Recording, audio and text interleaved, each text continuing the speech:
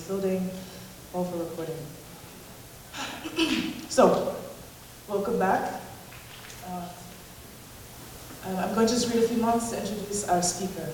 After 2 days of mind-blowing, inspiring, and deeply transnational presentations, commitments, and visions, we are now more than honored and delighted to present Gloria Wekker as our keynote speaker for the symposium on the matter of Blackness in Europe, Transnational Perspectives. Gloria Wekker is Professor Emerita of Gender Studies at the Faculty of the Humanities at Utrecht University in the Netherlands. She's a social and cultural anthropologist who received her master's degree in 1981 from the University of Amsterdam. Now, Vanessa and I mentioned yesterday in our longer introduction on the first day that Black European students often come to the US to research their own context because of lack of resources in their home countries. Further, receiving a qualification from the US then can really open the doors for those who seek to return. Gloria herself has acknowledged this as her experience. A fierce Bruin, she received a PhD from UCLA in 1992 with a dissertation on Afro-Surinamese women's sexuality. She returned to the Netherlands in 1993 and became a full professor at Utrecht in 2001. Professor Wekker has also worked as a policy advisor and consultant to various Dutch government ministries on topics related to ethnic minorities, women's emancipation, and health policy. Her publications include White Innocence, Paradoxes of Colonialism and Race, from Duke in 2016, and The Politics of Passion, Women's Sexual Culture in the Afro-Surinamese Diaspora, from Columbia University Press in 2006, for which she received the Ruth Benedict Prize of American Anthropological Association in 2007. In 2015 and 16, she was a member of the Democratization and Decentralization Commission and the chair of the Diversity Commission at the University of Amsterdam. Then in 2017, she was elected one of the 10 most influential Dutch academics by Science Guide and received the prestigious governmental Joke Schmidt Prize for her lifetime efforts for women's emancipation. Next year, Professor Wekker will occupy the King William Alexander Chair for Lowland Studies at the University of Liège. It's really taking up that space and burning the room down.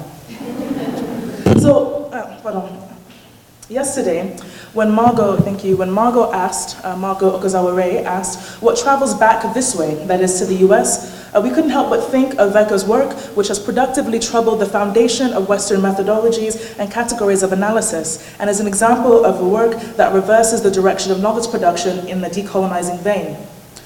Vanessa and I have turned to her book, The Politics of Passion, to illustrate what we mean. For instance, in this book, Wekker models for us what it means to be engaged in an ethics that includes radical self-reflection. Wekker shares with us that when she went to Suriname to study the Mati work, her plan was to steer clear of Winti religiosity and to, quote, find the lesbians. And here we think of Melanie Pachamont's presentation on, like, where my lesbians at in terms of stand-up comedy. Rhetorical question. So rather than sticking to this research plan throughout the text, she instead reflects on how the categories of analysis she arrived with failed to capture the complexity of Black living and loving in this context. What she ends up offering us instead as a Black diasporic approach to the Mati work that challenges the Western tendency to reduce sexuality to an identity, a move which can serve to overly determine our movements and constrain who we desire, how we love, and how we move with others.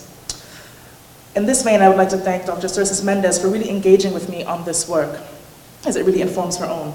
Wekker not only provides us with a nuanced account of sexuality, but her work challenges us to be suspicious of the exploitation and imposition of Western liberation politics that fail to attend to what is and what can be liberatory about Black diasporic practices, whether it be Winti religiosity or speaking of proverbs that turn Black abjection on its head, such as, I am a gold coin, which of course is short for, I am a gold coin, I pass through all hands, but I do not lose my value. Her work and vision has thus been fundamental to an understanding and interrogating the multi-level and scalar concepts of intimacy and embodiment, racial and colonial legacies, connected cultural archives, and the varying ways in which these are reproduced in the Netherlands, in Europe, and former colonies writ large. She is one of the founding key thinkers on the so-called Project of Black Europe, and her writing and passion have transcended the bounds of academia and inspired scholars and activists who continue to grapple with the legacies of empire today in Europe and globally. In 1984, she became a founding member of Sister Outsider, an Amsterdam-based literary circle for lesbian black women, named after Audre Lorde's famous text of the same name. She's inspired an entire new generation of scholars and activists and thinkers in both the Netherlands and certainly beyond to take up the questions of colonialism and race and to do so intersectionally. So in 2016, White Innocence, it created quite a stir. Wekker herself narrates in the introduction to this compelling work the following. With the title White Innocence, she says, I am invoking an opportunity and apparently satisfying a way of being in the world. It encapsulates a dominant way in which the Dutch think of themselves as being small, but a just and ethical nation, colorblind, thus free of racism, as being inherently on the moral and ethical high ground, thus a guiding light to other folks and nations. Notwithstanding the many daily protestations in a Dutch context that we are innocent, racially speaking, that racism is a feature found in the US and South Africa, not the Netherlands. And that by definition, racism is located in working class circles, not among our, quote, our kind of middle class people, end quote. Much remains hidden under the univocally and the pure strength of will defending innocence. I am led to suspect bad faith, she says, that innocence is not as innocent as it appears to be. Her concept of white innocence thus challenges and interrogates the passionate denial and disavowal of anti-blackness, colonial continuities, and other forms of racism coexisting alongside the brute reality of racism and its gendered dimensions on the levels of subjectivation, relations, cultures, and transnational structures. Given Wekker's sustained and forceful career, this is only the latest concept, influential concept for developing an intersectional analysis of racism and anti-blackness in Europe, and more broadly. When we first thought about whom to ask to give the keynote for this event, and this again was way back in 2016, Wekker was the first person who came to mind, precisely because of how she has shaped our thinking, livingness, and capacity to envision. I'm nearing a close, Wekker, I see you. I see you there.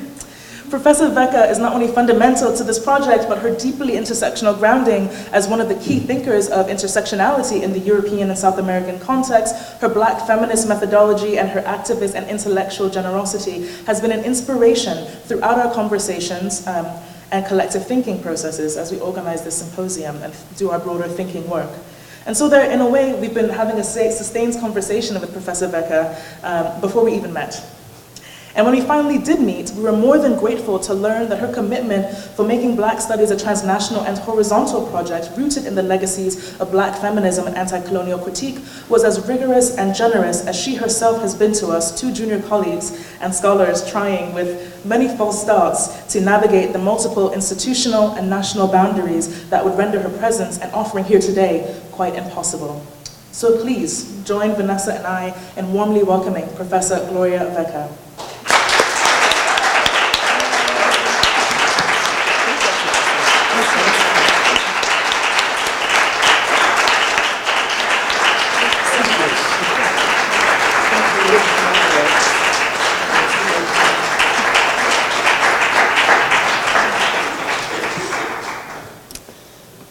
Thank you for these very kind and generous words. I'm very happy to be here and also to see you having come in such great numbers.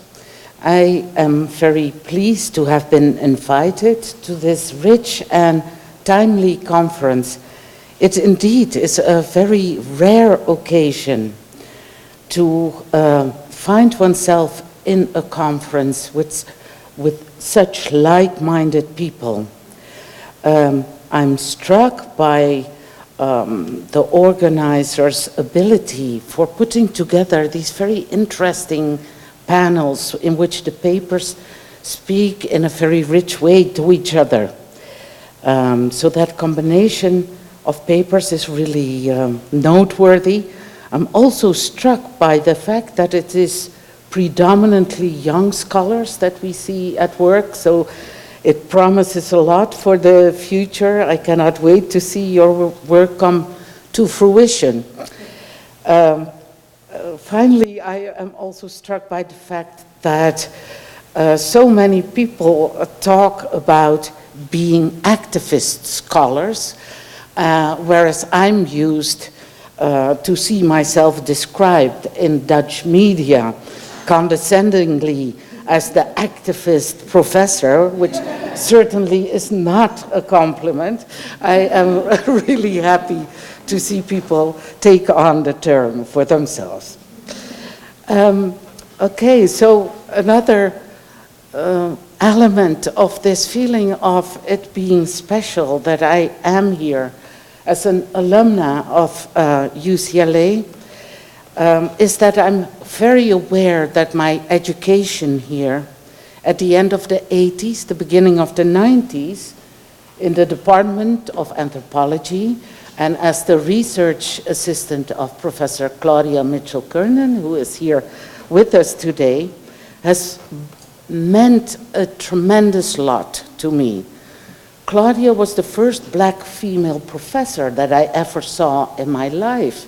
I'd only had white, mainly male teachers, very few, maybe two female professors.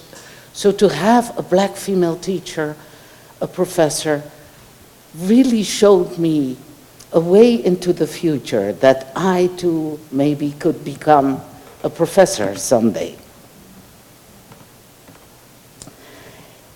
So it has meant a lot to me personally to study here, but also, and I say it with humility and still with a sense of surprise, that I have been able to make a contribution to the state of the art of race cognizance in the Netherlands and in Europe more broadly.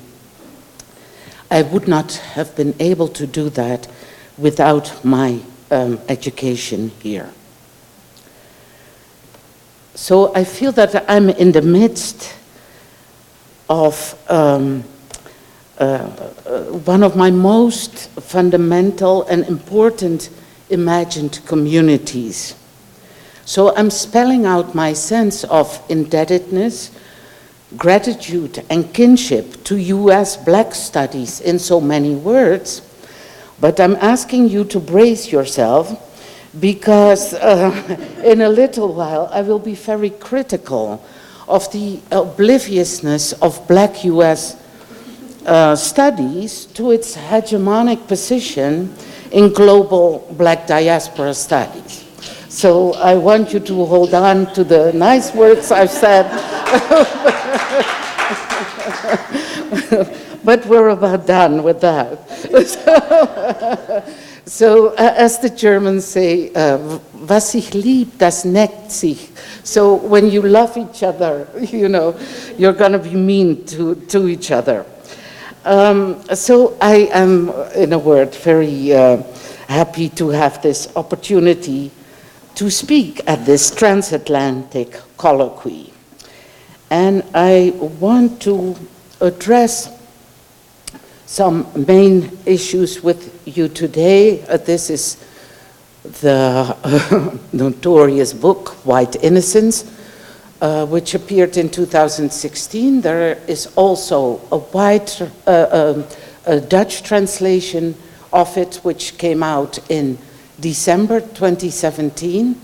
In it, I've added a chapter which is on the reception of the book in a Dutch context, but also abroad, because the book went like a firecracker, and so I was invited to speak in the US, but also in various parts of Europe, Southern Europe, Spain, Italy, Portugal. I've only been invited to France once, which is noteworthy and interesting. The Nordic countries, I've never been invited to Eastern Europe, which also is interesting. It tells something about the lay of the land as far as the study of blackness in Europe is concerned. In the book, in the Dutch book, I devote an entire chapter to mostly the reception in the Netherlands, which has been good and bad. It has meant that I have received death threats by just writing the book. I've been on television several times. It has also led to an invigoration of the second anti-racist movement that we are currently in the Netherlands. So I'm very happy about that young people of all colors are engaging in this struggle against racism.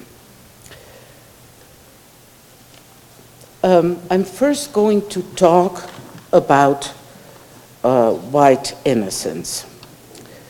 And I will give you some background why I came to study this topic.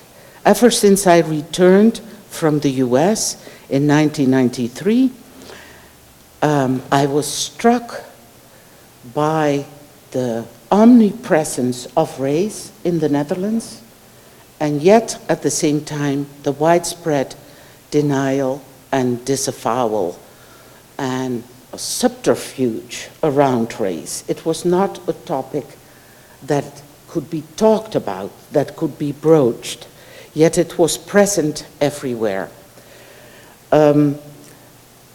I came to the realization that all the beautiful and proud stories, narratives about the Netherlands that I'd heard all my life. I came to the Netherlands when I was 1 year old on my father's arm. We came off the boat. All these narratives about the Netherlands as this deeply egalitarian country, anti-racist, a country that is against oppression, that considers itself extraordinarily hospitable to foreigners, to the other, that those stories didn't make sense at all. These stories I came to see as very self-flattering, rosy, and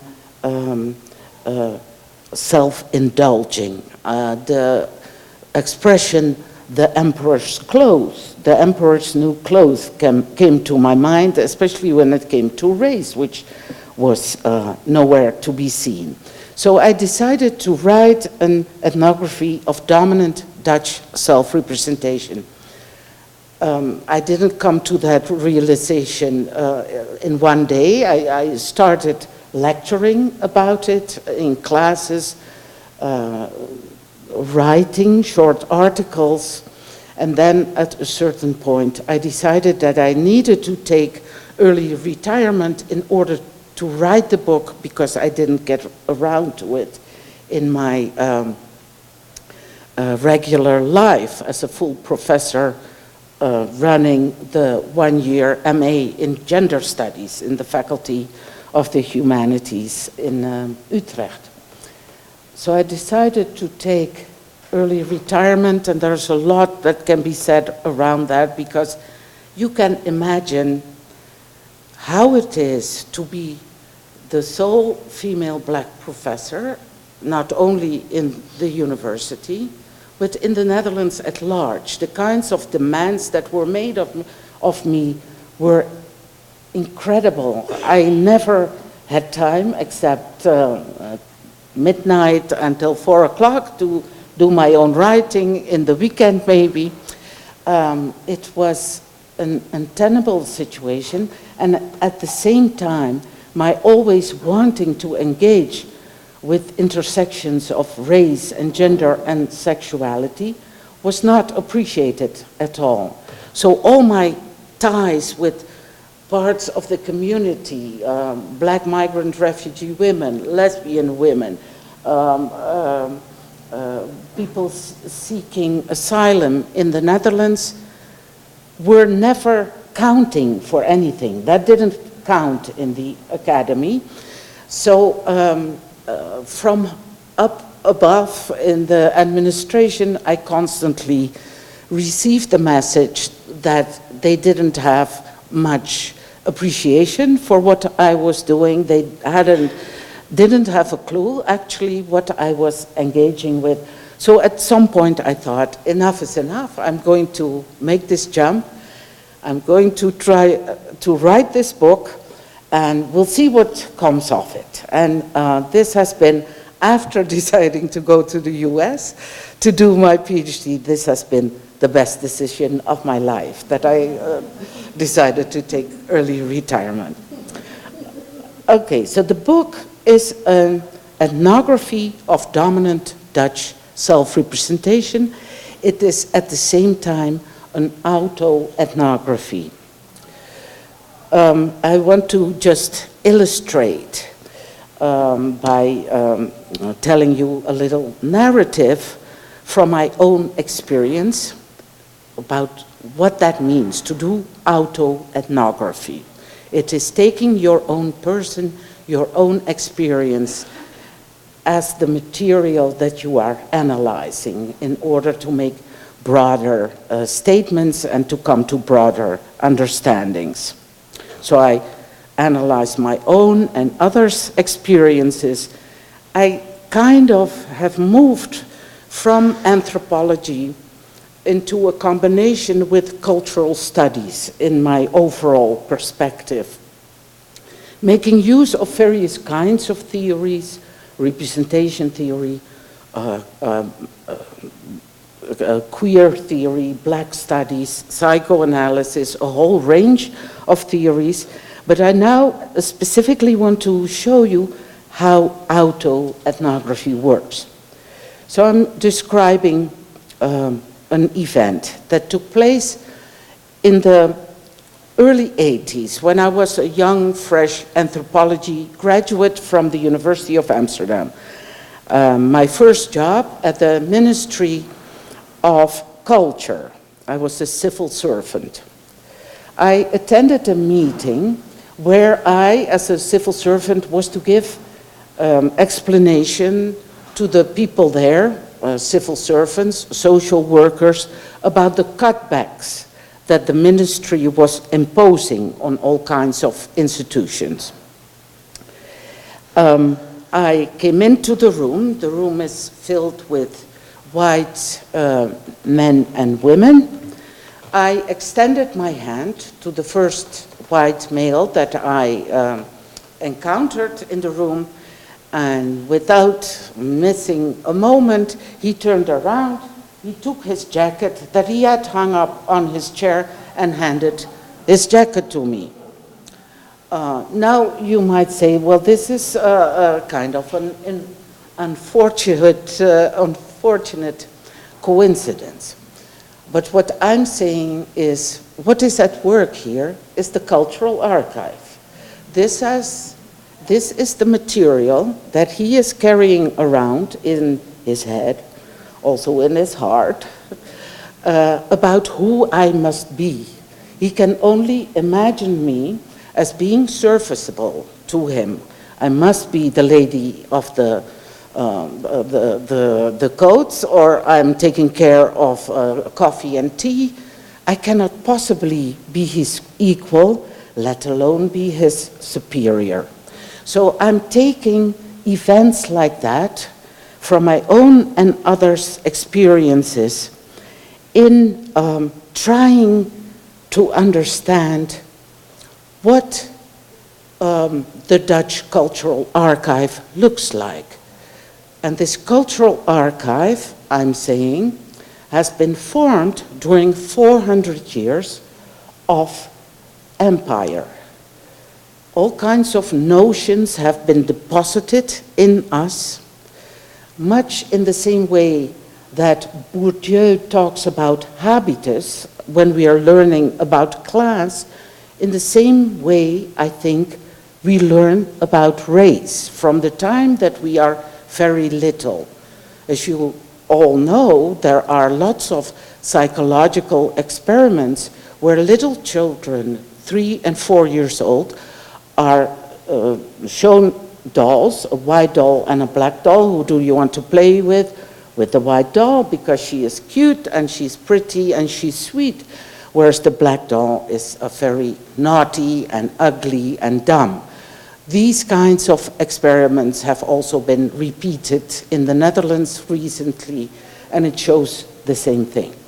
So this notion about what whiteness and blackness mean, how they are hierarchical, one being far more desirable than the other, is like gender, something that we learn very early on. Almost before we can speak, we already have amassed all kinds of information about these intersections of gender and race, and also class. But of course, I'm always looking intersectionally. I'm looking simultaneously at what is happening with gender in a particular situation, what with race, what with class and or sexuality. So this is my central question in White Innocence. How is it possible for a nation that has been a formidable imperial power for close to 400 years to imagine that this history will not have left traces in culture, language, in history, in its institutions, in its conception of the self and the other? Yet this is what has happened. The dominant Dutch self-representation is that imperialism, if we can even utter the word, is kind of irrelevant to who we are. It took place so long ago and so far away that we didn't find any traces, that we don't find any traces of it in the metropole, the Netherlands. So we don't have anything to do with that. Okay, so I'm going to first, I'm zooming in on White Innocence and the Cultural Archive, some authors who have inspired me. Next, I will look at 4 important paradoxes in dominant Dutch self-representation. Third, I will be juxtaposing Black European and Black US studies, whereby I will be picking up some threads from the conference. So first we go to Toni Morrison. I'm mentioning 2 thinkers who have influenced me, but there are lots more. I could have named several others. Aimé Césaire has also been very important in my thinking, but I am very drawn to the work of Toni Morrison. And she is now among the ancestors and looking at us, I hope. So one of the things that struck me early on is what she says in an interview with Paul Gilroy. Slavery broke the world in half. It broke it in every way. It broke Europe. It made them into something else. It made them slave masters. It made them crazy. You can't do that for hundreds of years and it not take a toll. They had to dehumanize not just the slaves, but themselves. So this is about what slavery did to the white psyche. I found that so few people wrote about that, and that was what I was really interested in. I wanted to pivot my gaze. So much has been written about what slavery did to black people, but I always was convinced it cannot be the case that it didn't do anything to white people. So this was one of my cues that I wanted to pay attention to. But the quote that is also a very fundamental and central to my thinking is where she says in the essay, Home, I have never lived, nor have any of us, in a world in which race did not matter. Such a world free of racial hierarchy is usually imagined or described as dreamscape, Edenesque, utopian, so remote are the possibilities of its achievement. And this is important now. How to be both free and situated, how to convert a racist house into a race-specific yet non-racist home, how to enunciate race while depriving it of its lethal cling. Yeah, this is so important because it contains a program for us to attain to, how to be, she is telling us, let's not be pretending that we are colorblind. On the other hand, also let's not be racist, of course, but how can we be race-specific yet non-racist? How can we acknowledge race without being determined by it? So we need to convert this racist house into a non-racist home. So this is a huge order that we need to strive for. Secondly, I want to mention Edward Said as another important thinker, and his is the notion, the concept of the cultural archive, which he describes in Culture and Imperialism. He, however, doesn't say very much about how to analyze, how to try to find the content of the cultural archive. He kind of throws it around, but doesn't really give any specific ideas about how to approach it. But what he says is, the cultural archive is a particular knowledge and structures of attitude and reference, and structures of feeling. There was virtual unanimity that subject races should be ruled, that there are subject races, that one race deserves and has consistently earned the right to be considered the race whose main mission is to expand beyond its own domain. He's talking about a 19th century context, that cultural archive was formed in the 19th century, but I think for particular imperial nations, it was formed much earlier, like for the UK, for France, Portugal, Spain, also for the Netherlands. Already in the 16th century, that cultural archive was being furnished, being built, being installed. And since we have never looked at it, we have never dismantled it, we are still living with it. And it is not only white people who are living with it, we as black people are also living with it, unless we learn how to deconstruct it and to get rid of it. So it is from this deep reservoir, Said is saying, that among other things, a sense of self has been formed and fabricated. And I'm summing up this sense of self by the term white innocence. And I'm invoking, as A said, an important and apparently satisfying way of being in the world. So what is it?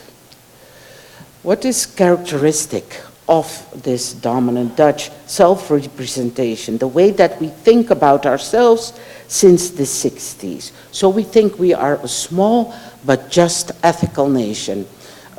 Mitchell and Jesse were also talking about that yesterday. We think of ourselves as inherently progressive, on the right side of all kinds of issues. We also like to say how we were, very supportive, struggling for the abolition of apartheid in South Africa. All of that can go into this package of how progressive we were. We don't like to say how we were the colonizers of South Africa. Okay, we also are the champions of women's and LGBTIQ liberation. We are a strong proponent of gender and sexual equality. Like when other nations are struggling with gender and sexual equality, they really should come to us. We will tell them how to go about their business of improving this. We are also thinking of ourselves as extraordinarily hospitable toward strangers. We are colorblind and anti-racist by self-definition. I would also, in passing, invite you to also think about your own national narratives, what the narratives are that are circulating in every nation. I was just in Switzerland, where the narratives are very much about, the white mountains, the snow, the purity, the precision as it comes to fruition in making all kinds of neat watches, but also technology that is very precise, and engineering is also very much part of the Swiss narratives of self. But every nation has these self-narratives, and I find them a very good key to understanding the kind of self that is projected. It may not be truth at all, but it is an important key into finding out how people think about themselves. It is also a nation on the moral and ethical high ground. So we think of ourselves really as a guiding light to other folks and nations.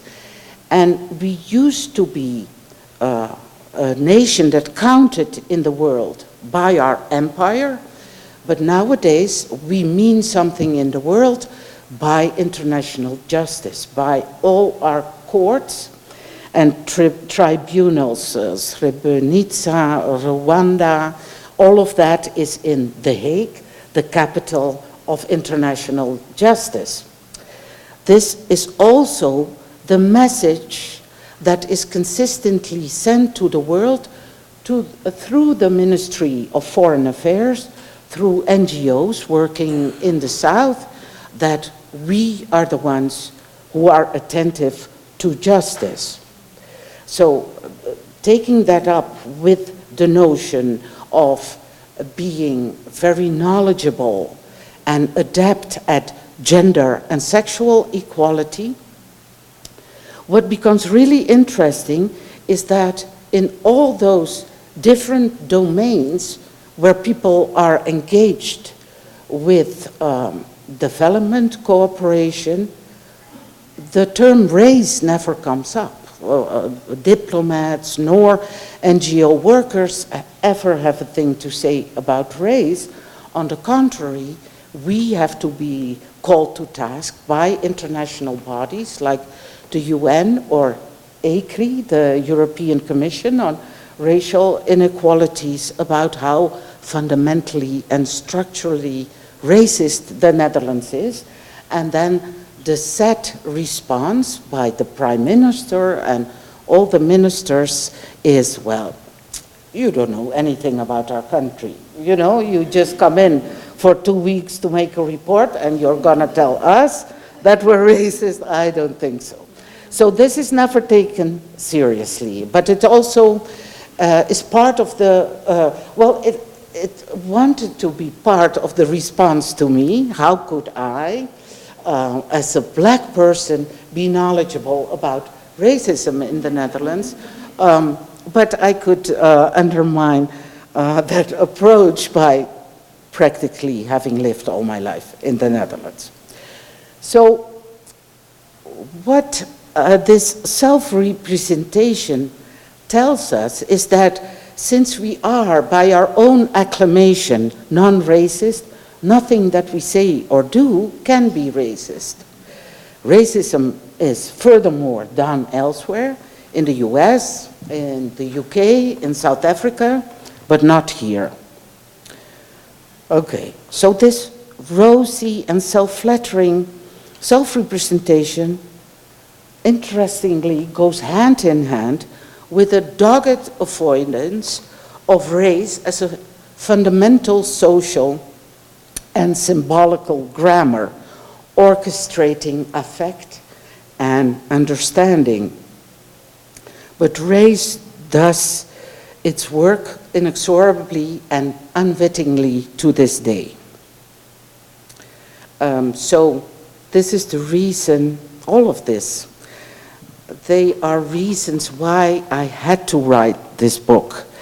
After a first anti-racist wave in the 70s, early 80s, which was marked by the work of my esteemed colleague Philomena Asset, who wrote on everyday racism. There was a deafening silence on race for 30 years, and so I felt this urgency to write this book. And at the same time, an anti-racist movement was in formation around the figure of Black Pete. So these two things and more came together in that moment when I decided to take early retirement in 2012. So my main thesis is that an unacknowledged reservoir of knowledge and effects based on 400 years of Dutch imperial rule plays a vital but unacknowledged part in dominant meaning-making processes, including knowledge production, the organization of institutions, and the making of the self.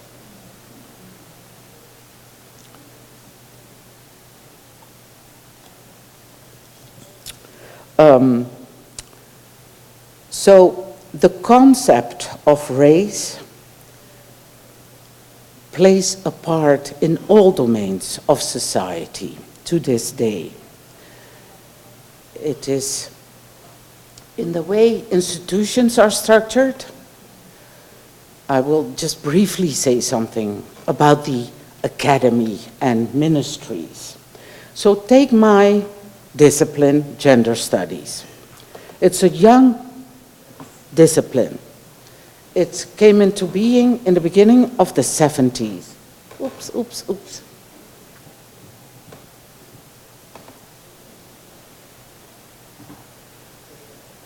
Okay. Came into being in the beginning of the 70s. Yet, when you look at gender studies, you see that race is at the root of its organization. Gender is totally suffused with race. There are 3 places, 3 sites in the academy where one can study women. There is gender and women's studies. In my case, that was in the Faculty of the Humanities, where women are studied. Women, read white women. Then there are sites in ethnic studies where Black migrant refugee women are being studied, like Surinamese, Antillean, Turkish, Moroccan women, to name the largest groups in the Netherlands. The third site is in some special institutions, like the Institute for Social Studies in The Hague and Wageningen University, where women from the South are being studied. So the category of women is split at the root according to race. This is part of our cultural archive. In the colonies, it made sense to distinguish between women on the basis of their race. So you had white women, you had Black women or indigenous women, and you had oftentimes an intermediate mixed stratum.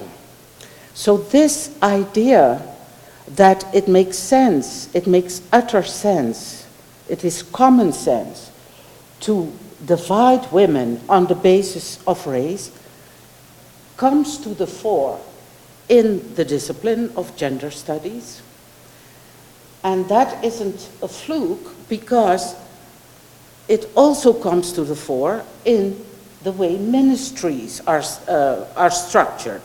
So the Netherlands being a welfare state, since the 70s, women can go to the government and ask for support in all kinds of activities to emancipate themselves. So in ministries, again, we find the same setup, where you have white women, you have black migrant refugee women, and you have women of the South who are catered to in different ministries. So this is just one way that race plays a fundamental role in our common sense thinking, which spills over in the way we set up our institutions. It is in all kinds of daily encounters and traditions. I will in a little bit come to the figure of Black Pete, in how we look at ourselves and at the other. Just gave you the example of these little 3- and 4-year-old kids who already have very distinct ideas about what is beautiful and desirable and who you would like to be like. You have racial profiling in traffic, in public, in general. I give some examples in the book of how I am racially profiled one day when I'm in the metro and I don't have a valid ticket and I get booked because I have a big mouth. I say to the controller, you know, that he should let me through. I'm just getting off the metro. And then he decides, after a little bit of back and forth that is getting decreasingly pleasant, he decides to transport me to the jail where I'm kept for 6 hours because I don't have a ticket. The good thing, though, was it was a very interesting experience in the prison to see what happened and how we were treated. And also I was aware all the time, bring it on. I'm going to write about it, you know? And so only after like about 6 hours, they can keep you for 6 hours without access to a lawyer. Then I said that I am a university professor, and then I was released right away. So I write about that in the book. But more to the point, recently a documentary was released in the Netherlands about black men driving expensive cars like BMWs, Audis, you know, the German brands. And like per week somebody may be stopped like 10 times, and every time they have to show, you know, that they are legitimately driving that car. So there's now kind of a movement coming off the ground where people are active against this. Also very seriously, children get an advice for their continuing education at the age of 12. Children of color consistently get low school advice to go to technical school, to VMBO, as it is called in the Netherlands, which is preparatory education to become an artisan, somebody working with their hands. And in the case of girls, it's very gendered, of course. There's school advice. It is to become a hairdresser or a nurse. Now, we are talking about this being the case now, but this also used to be the case when my family arrived in the Netherlands in 1951. We were with 5 siblings at the time, from the oldest to the youngest, who was me. We successively got very low school advice, and that we shouldn't have any ideas, you know, of getting into preparatory academic education. We were lucky that my parents wouldn't stand for it, so that didn't happen. But it is ingrained in Dutch society, and teachers are saying, you know what, your parents don't have a good secondary education, nor let alone academic background, so they cannot help you when you are going to higher secondary school, so why don't you take it easy and start at a lower level? It is endemic. In the labor market, in the courts, race plays a role everywhere. I hope I don't have to elucidate that further. I'm going to skip a little bit because I always get in time trouble, and I'd like to assume that we all are on the same page with regard to race being socially constructed. Okay, then. Okay. So whiteness.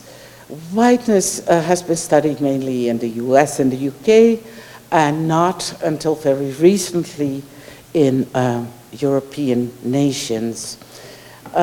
When I became a professor, Claudia was there. It is a big ceremony, pomp and circumstance. I had to give a public lecture in which you accept your chair and you are announcing what you're going to do with your chair, what research you are going to do. So I put on the agenda, I want to study whiteness. So I was waiting for students to come around and to write their MA thesis on whiteness. Well, in all those years, I only saw 2 students ever write something about whiteness. It was exceedingly difficult for people to come to an understanding of what whiteness is. It is seen as normal, natural. It's like the wallpaper. You cannot say anything about it. This is also something that I notice when I'm giving lectures about whiteness. In a blink of an eye, people, when I ask them to talk about whiteness or to think out loud, they turn the thing to talk about the other, about what it means to be Turkish or Moroccan or Muslim or black. Whiteness is seen as nothingness. It's not seen as something worth describing or analyzing, which of course masks a position of power. Now we get to this guy, Black Pete. So this is a figure that has been around for a long time, since at least 1850.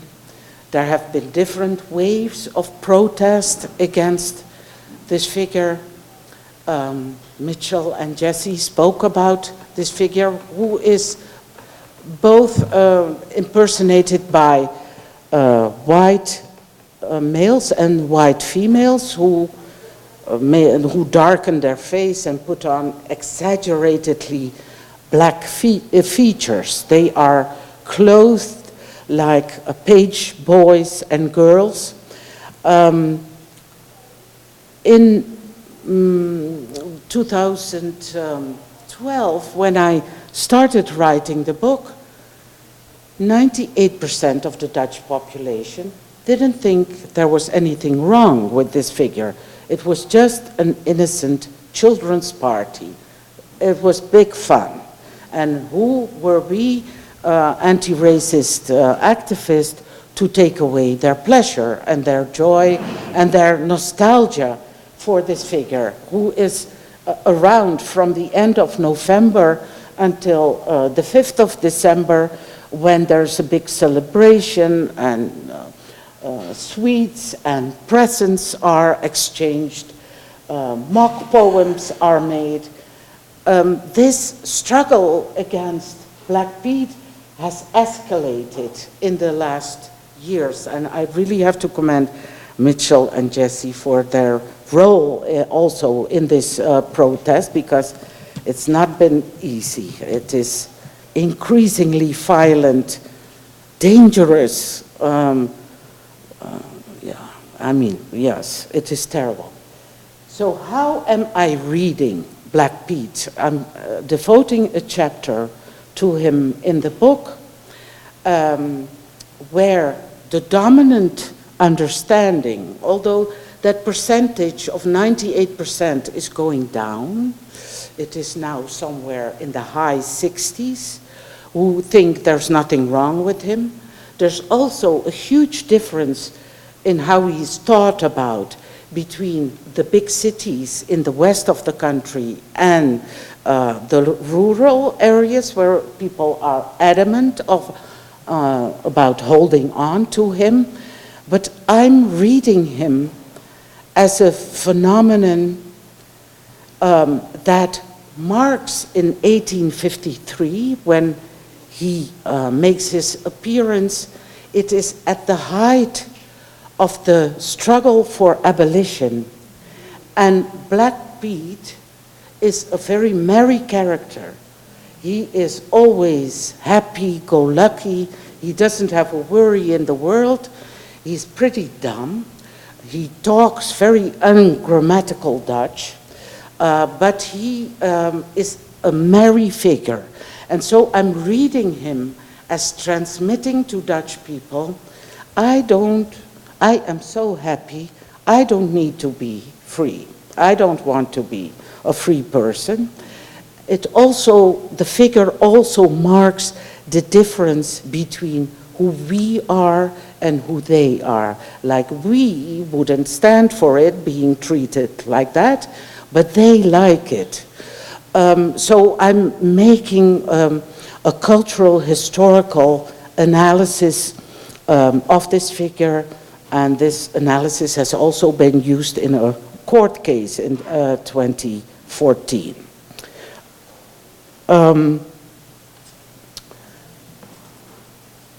So the point about one manifestation of white innocence is militant ignorance. I take this quote from the philosopher, Black American philosopher Charles Mills.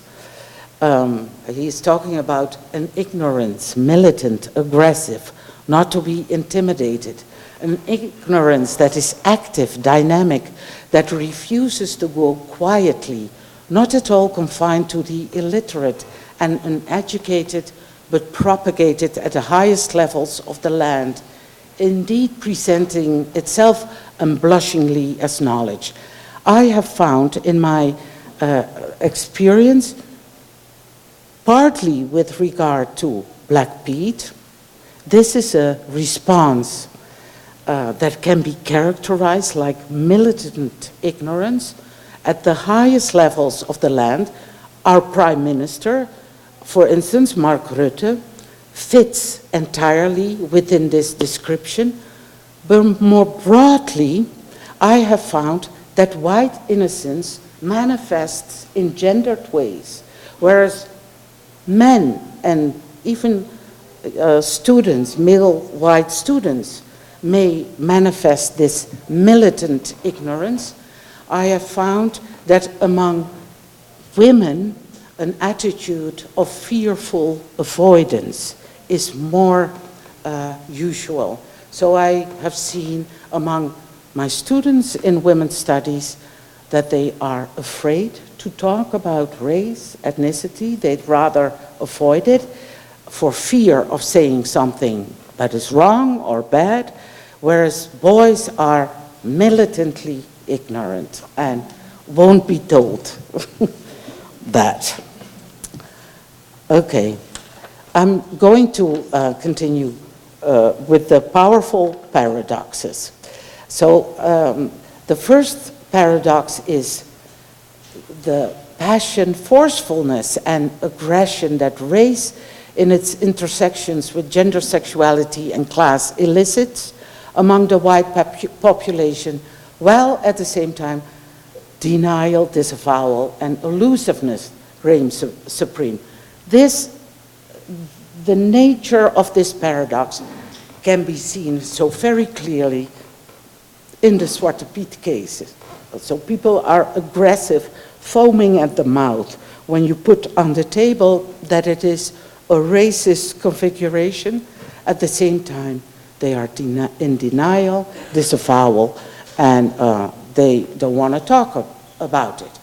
A second paradox is the Netherlands had a formidable empire, and it included the Dutch East Indies, our Indies, on the west side, Suriname and the Dutch Antilles, New York, northern Brazil, South Africa, Formosa, Tonkin, the coast of India, to Malacca, Taiwan, and Japan, many forts and trading posts on the west coast of Africa. Hence, I was saying, in an earlier age, we meant something in the world because of the empire.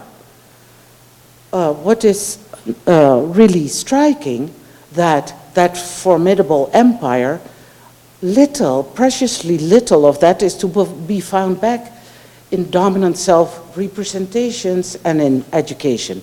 We don't learn anything about it in school. At none of the 3 levels of education, maybe if you're lucky at the university, you might find one course about the Dutch expansion in the world. We do not like to be reminded of empire. The third paradox is that the memory of the Holocaust as the epitome of racist transgression in Europe erases the crimes that were perpetrated against the colonized at the same time. Like, we see ourselves predominantly as the victims of Germany in the Second World War, but at the same time, a little later, 1947-49, we were perpetrating 2 wars against the Indonesians who were fighting for their independence. We don't call them wars, we call them actions by the police, very euphemistically. It is only after 70 years that research has started into how the Dutch soldiers behaved during those 2 wars. Fourth paradox is that we are a nation of descendants of migrants, with every 1 in 6 Dutch tracing their descendants from a migrant, yet there is no identification with migrants in the present. Migrant ancestry doesn't add to one's persona, and it is important to shed those ties and memories of migration as fast as possible. So what we see here is that people who have ancestors who came from white countries can more easily lay claim to Dutchness pretty fast. In the 2nd generation, we are Dutch, to autochthonousness. Autochthonousness is being from this soil, whereas people of color, of course, it will take a while before, they can lay claim to Dutchness. It is really the case that Dutchness means to be white and to be Christian. Everybody else remains forever until the nth generation allochthonous, coming from other soil.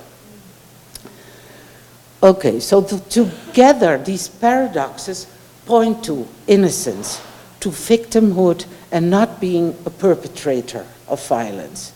There's a collective tendency to remember the past one-sidedly, like in the Golden Age, as in the Golden Age. Only the positive, prosperous elements of imperialism are remembered, and the result is a very rosy self-representation. I'll just quickly go over some things to note once you're studying self-representation, dominant self-representation. You will see several manifestations of innocence. So when we're talking about Black Pete, it is described as an innocent children's party. We also like to describe ourselves as innocent. We see that by the frequent use of diminutives in general, and even with regard to people of color. So we talk about our little country, our little party, that is Black Pete party. When we talk about a person of color, we say a person with a little tinge of color, iemand met een kleurtje,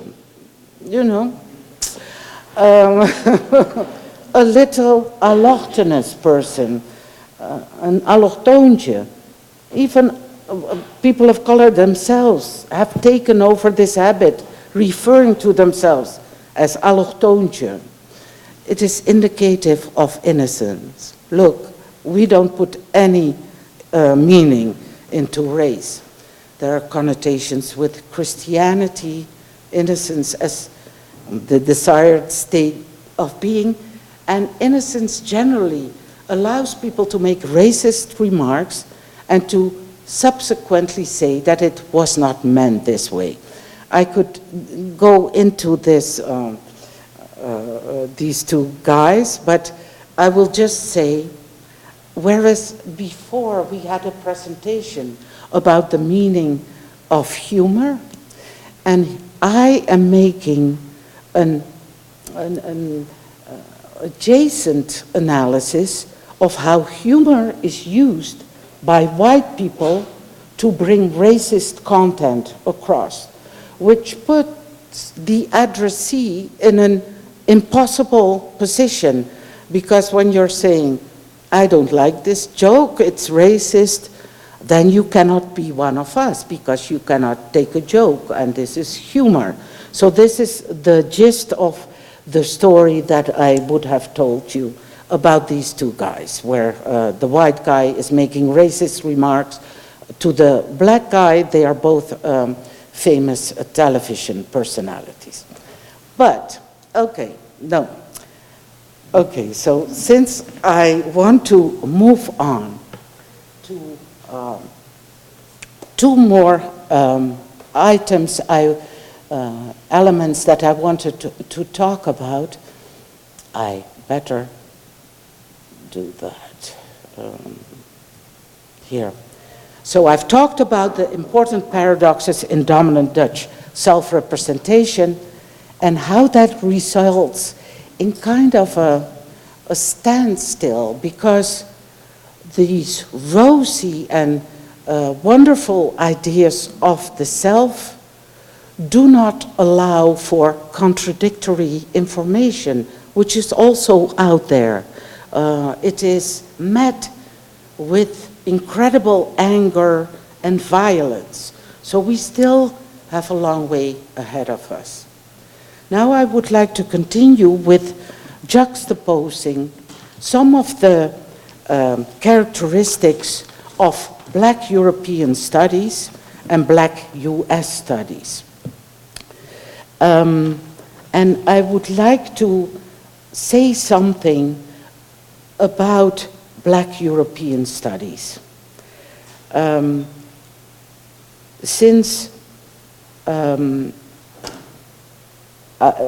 So what are we talking about when we are talking about Black European studies?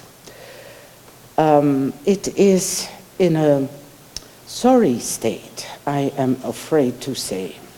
So in some ways we can say, okay, there's a lot of knowledge being produced outside of the academy. I acknowledge that, but it is in a sorry state when we look at Black European studies within the academy. Even though we have, for instance, in the Netherlands, several Black summer schools at the moment, and also a decolonial summer school, there is nowhere where you can study Black history, Black literature, anthropology that looks critically at its own fundaments. Blackness is absent. This was one of the reasons why there was a large occupation of the University of Amsterdam in 2015. What I know about Black studies is that I got involved in 2008, I believe it was, in the first European academic network of Black European studies in Europe called BEST. And it was put to me by Black Germans Peggy Pische and Fatima El Tayeb, who had started this network, whether I, at the University of Utrecht, wanted to take it over. However, it didn't come with any support, So I was to be the coordinator of this network, and I just couldn't see how I would do it. After they both went to the States, Black European Studies was taken over by the University of León in Spain, and it existed for a number of years from that time on. A lot of white scholars engaged with Black studies, a couple of Black scholars, many who had no position in the academy. So it was a very hard endeavor to keep it alive, yet the group managed to organize a number of 2-yearly conferences. We also started to make an Afro-European encyclopedia. And as we are speaking, I am working on the Dutch version, the Dutch portion of that encyclopedia, but it was very hard to keep that alive.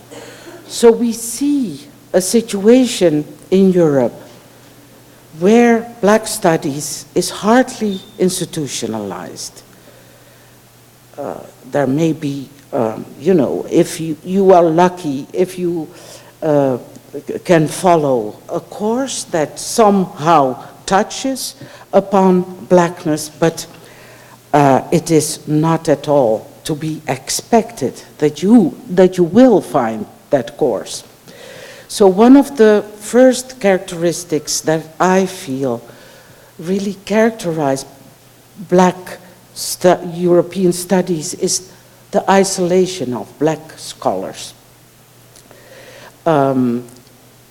We have had in the Netherlands, for the blink of an eye, a Center for Critical Race Studies in the 80s. It was rolled back in no time and morphed into the Center for Ethnic Studies, which meant studying Turks and Moroccans and Surinamese and Antillians. No critical race studies for you. When we are thinking of academics, Black academics in the Netherlands, we have 13 universities. There are about 5,000 professors in the Netherlands. 80% are male, 20% female. Practically all are white. I did a report in 2008 for the European Union about how many female professors of color there were. I did it together with my PhD student Cassandra Hilaire-Beduc, who's in Germany. We had to do it snowball method.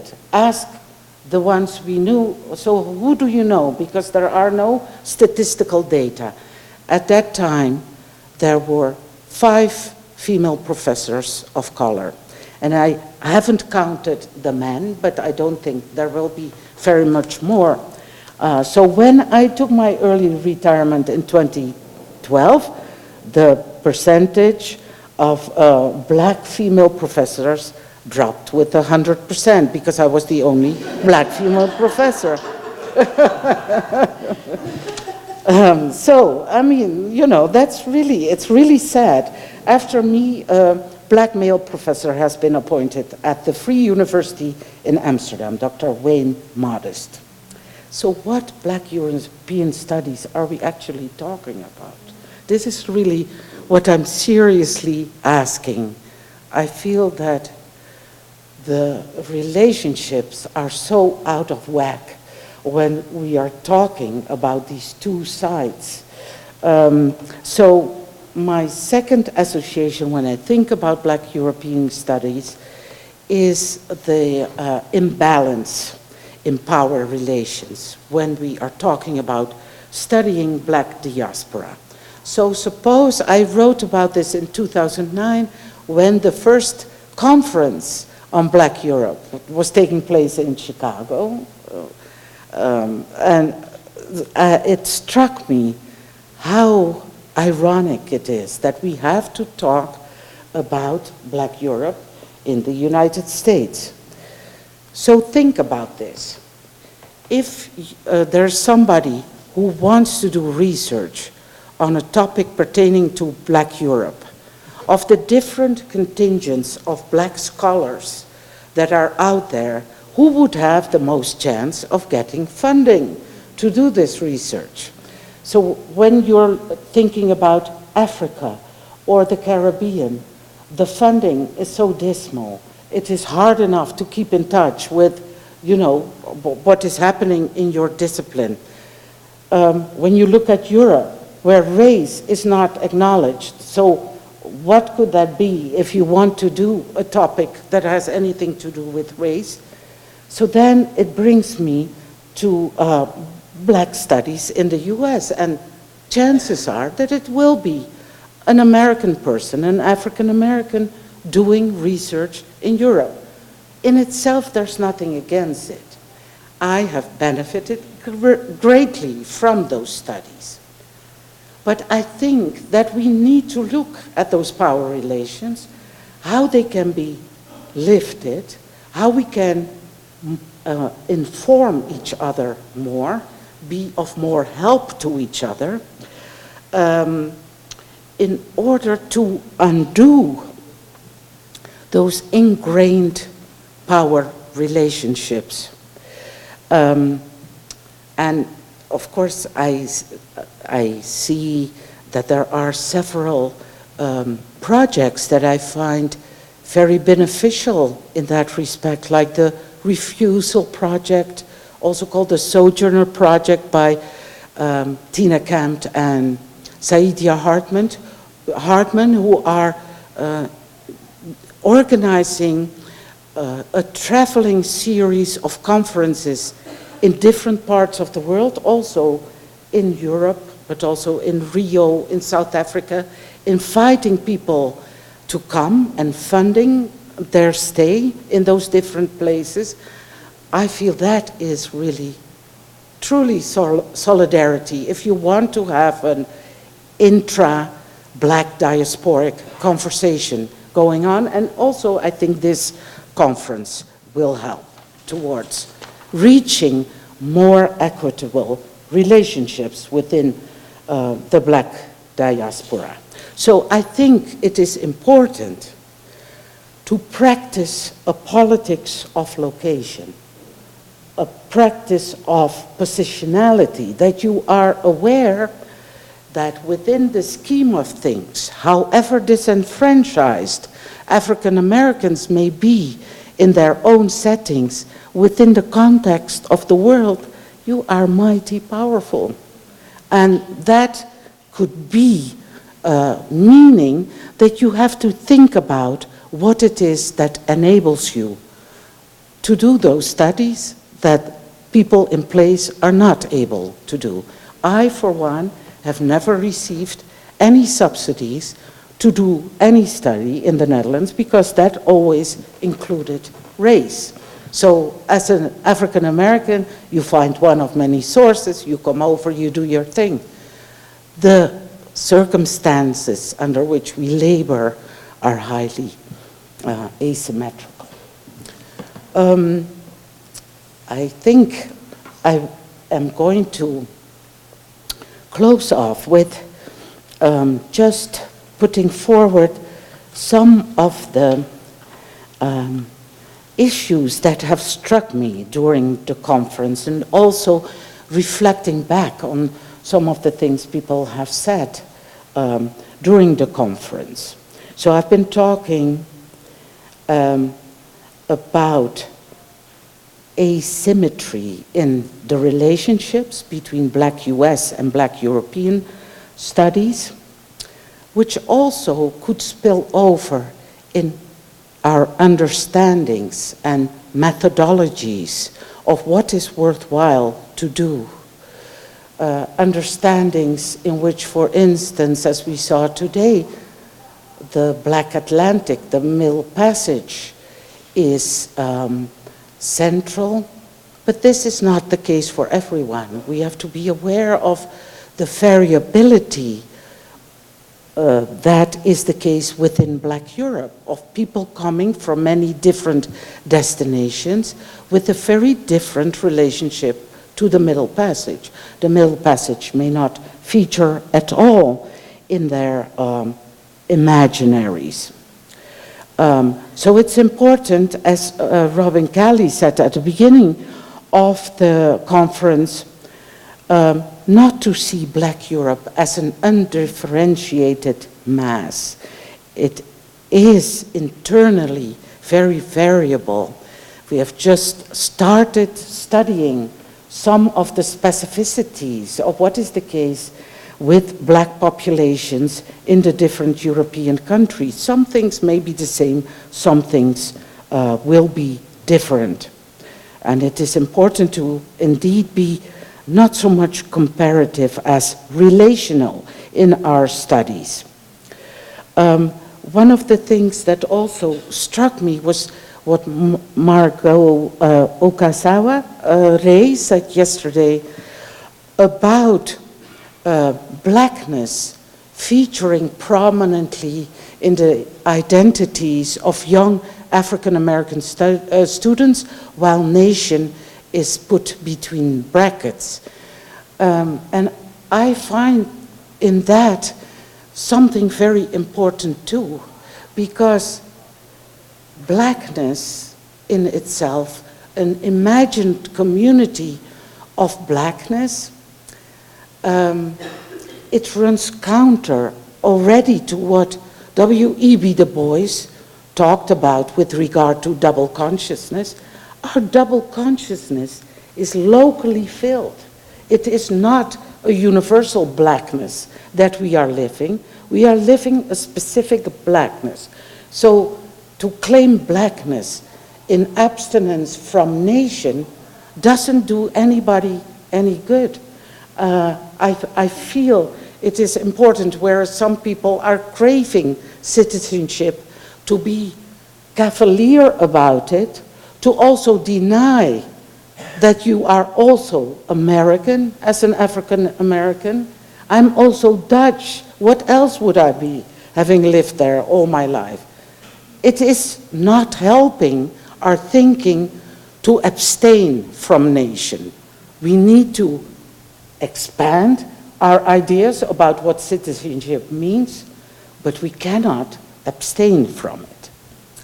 Finally, some people have been asking, okay, so what can we do about this one-directional travel of ideas from Black America to Black Europe?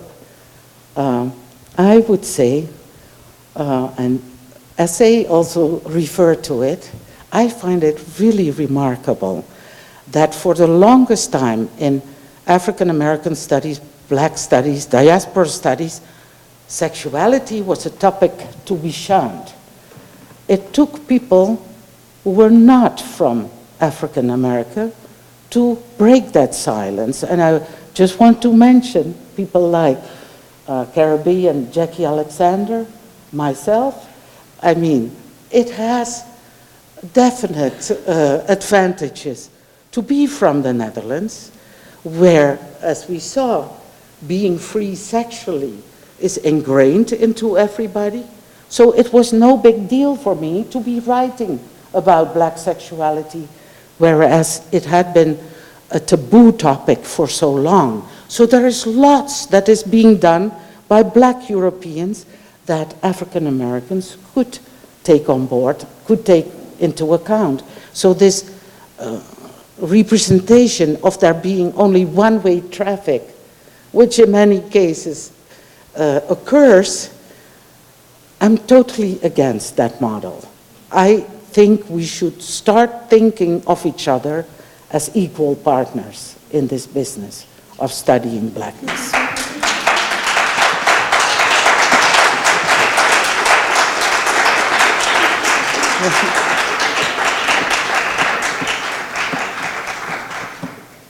Professor Gloria Wekker coming in hot. Yeah, once again, thank you so much, Professor Wekker, for this intervention. Of course, as good Black people, we are over time.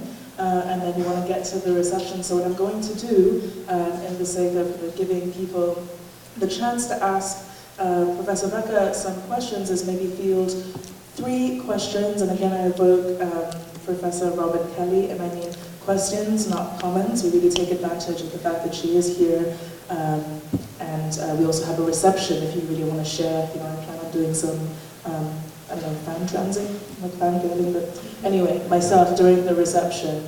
So 2 or 3 questions, please. Okay. No, that happened yesterday.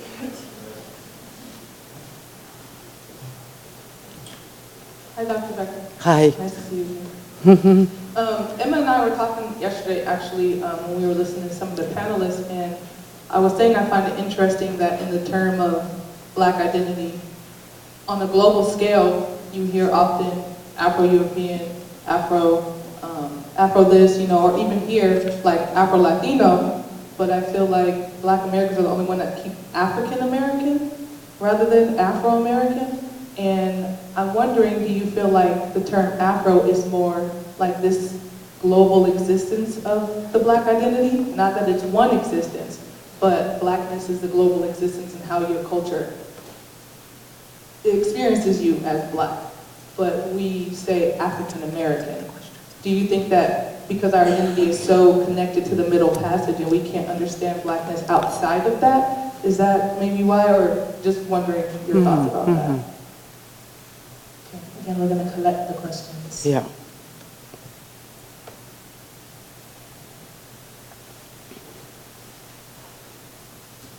Thank you for your very inspiring presentation, which is very relevant, which is very interesting that it's grounded in a Dutch context, but very relevant in a European context and in a Swiss context, which we're from.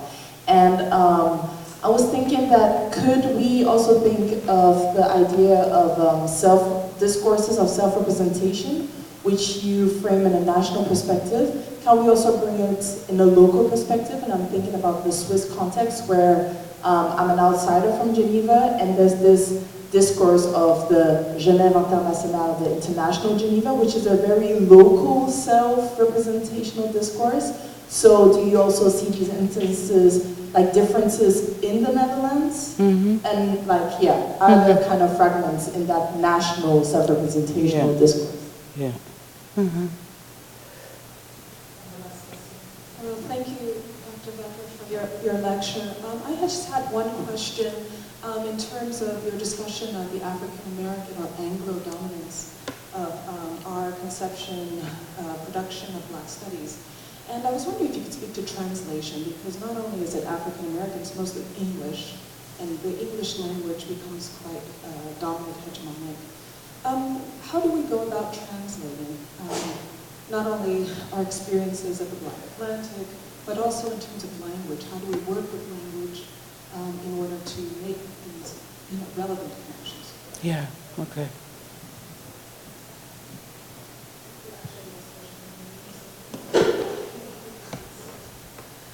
Thank you. I was wondering if this one-way direction has always been like that, or if it has to do with the history of the civil rights movements in the US, for example, because I'm thinking about the International Congress of Artists in Paris in 1956, for example, where for this event France was chosen because supposedly it was a place without racism in comparison to the United States, and so at that time and until the 70s it was quite common to have gatherings of Black people in Europe avoiding the US to think about Black people in the world. So I was wondering if you noticed a historical shift, and if you could interpret it with historical or anthropological or whatsoever explanations. Yeah, okay. So, okay, all right. So I'll start with the last one in a reverse order. Thank you all for your very interesting questions. I haven't studied this evolution of the direction? Has it always been a one-way direction? Like you say, I see evidence to the contrary. I don't think that the US has always been the hegemonic academic nation. It has been Europe for the longest time. I'm not sure when that shift occurred, but when I think of W.E.B. Du Bois studying in Germany at Humboldt, in the I think at the late 19th century, I learned about this by coincidence because I was asked to give the W.E.B. Du Bois lecture at Humboldt. I think that there was a lot of knowledge in Europe that was deemed worthwhile. I'm not sure that he learned an awful lot about blackness here, but he put his insights and what he learned to fruition when he went back to the United States and started to develop his urban anthropology. So this is just an inkling that I have, that it hasn't always been the case, but by all means I invite you to study it, to make you know, a book about it. I think that will be really important to look back on the long road of associations that we have had with each other and which, yes, which transformations we see in the course of time. Then the question about translation. I think it is incredibly important. The fact that English is the main academic language, which kind of excludes certain languages, certain people.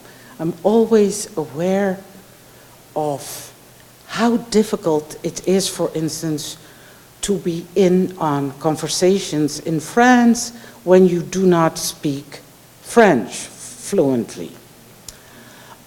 So in a sense, we keep repeating the colonial divisions that were put into place in the Caribbean, for instance.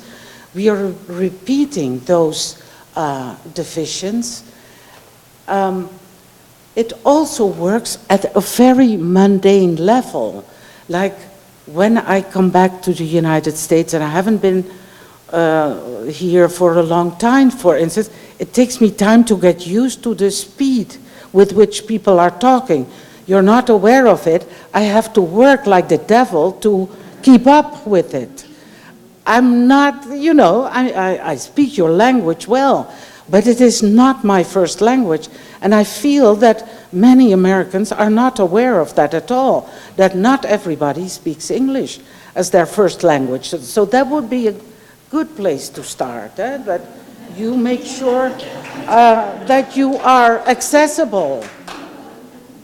And then on top of that, I think, yes, it is, I mean, in the Netherlands, at least people of my generation learned, we were taught 4 languages in school. So, you know, I can find my way.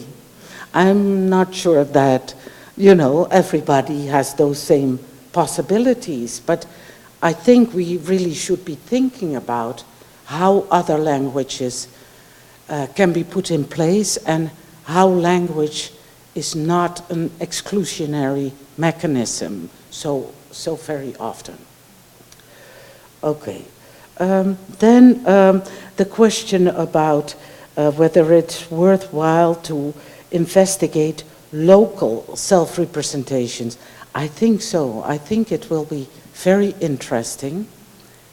I think to a large extent, when I look at the Netherlands, I find that when I was the chair of the diversity committee in 2015, 2016 at the University of Amsterdam, that Amsterdam presented the University of Amsterdam presented a micro copy of what I had just laid out for the Netherlands as a whole. This very self-flattering self-representation. Everybody can come to the university as long as you are smart, intelligent, you have good ideas. Everybody can thrive here. At the same time, race was a non-topic. People don't know how to talk about race. So this tension, this paradox was fully present at the University of Amsterdam. So it would be very interesting to look, and I didn't do that, but it will be worthwhile to look in what respects does Geneva, for example, embody the ideal narratives of Swiss self-representation, and in what respects does it deviate from those self-narratives. I think it's a worthwhile endeavor. Sequoia's question. You see, I am not sure where this term Afro-European comes from. Who put it on us? Because I do not actually hear it very often in Europe. So I'm not sure that you guys didn't put it on us.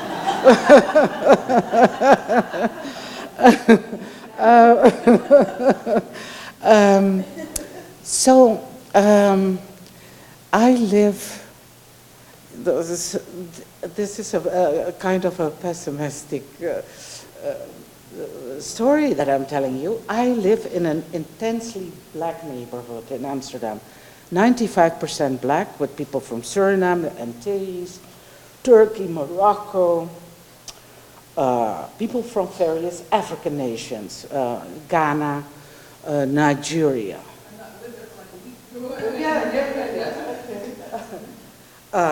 Do you think that there's any sense of community there?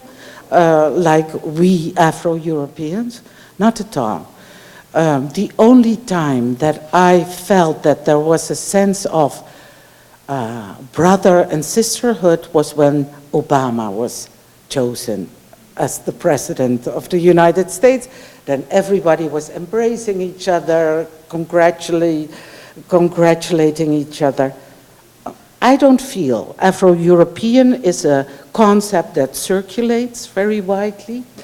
And on the contrary, I think there are rather signs of black people in different positions battling against each other for scarce economic resources. So I really cannot answer your question. That is what I want to say. Can I respond to what you were saying about how we don't know? So I didn't realize how American-centric I was, and I didn't even realize that I have American privilege until I had the privilege to do this abroad program. And I do workshops to say that we have to be aware that even if we have oppression, I'm black, I'm female, I'm gender non-specific, but I'm also thin, and that is upheld very highly. I'm also lighter hued. And so in my research, a lot of people from, like migrant backgrounds, people apologize to me and say, I'm so sorry, like I'm not speaking good English. I said, I only speak one language. I hope I speak that one really well. But it was like, you speak like 3 or 4. Like, of course this isn't your first language, but it was an awareness that I had no idea, because I expect everyone to speak English, and not just English, but very American English. And that was a big awakening that I think we are not held accountable for, and not held accountable to do and stay aware of.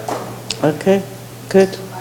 That's great. Thank you so much, Professor Wekker.